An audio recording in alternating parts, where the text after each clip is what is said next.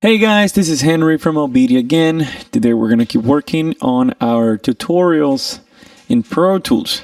And today's tutorial is going to be demonstrating how to use the Countoff feature from Pro Tools.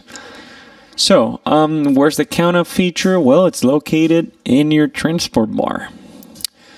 You can show the transport bar by clicking on Window Transport, or you can use the key command, Command 1 from the numeric keypad if you're in an Apple system, or Control 1 if you're on a PC. So here's our transport bar. Here's the Countoff feature. Right now, it's set to on because you can see this light green. If you click on it, it goes dark green. That's off.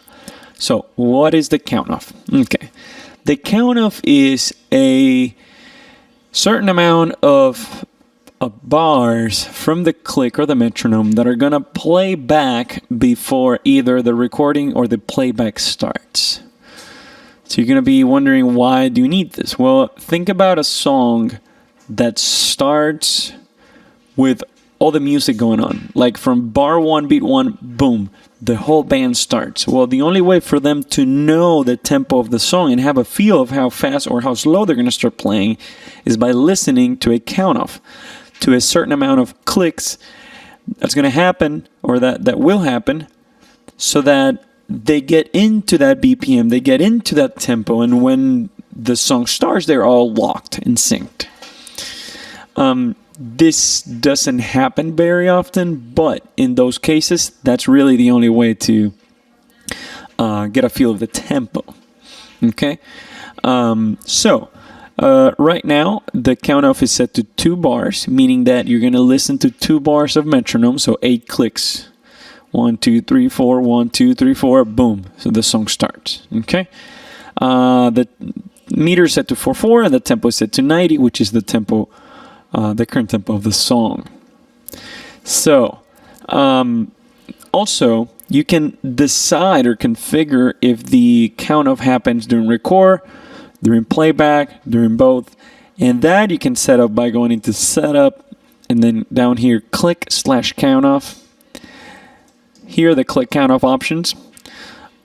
So by default, the Countoff, if it's on, which is right now, it'll happen during record and during playback. Now, if you only want it to happen during record, you can click on this option, only during record, and here you can set the amount of bars. Okay, by default, it's set to 2. Okay? And by default, it's set to 2 with a resolution of a quarter note. So let's give it a shot. I have this piano track here. I'm going to go all the way to the start of the song. I'm going to press play, okay, just by clicking my space bar. And what's going to happen is that you're going to hear that Countoff. You're going to hear 1, 2, 3, 4, 1, 2, 3, 4, boom. The song's going to start. Here we go.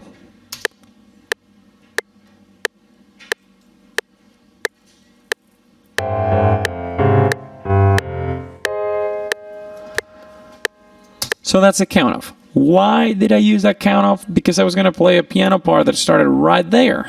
So the only way for me to know the tempo was by listening to it. There are other ways to do this. You can start the song, let's say in bar 2, and just record from before.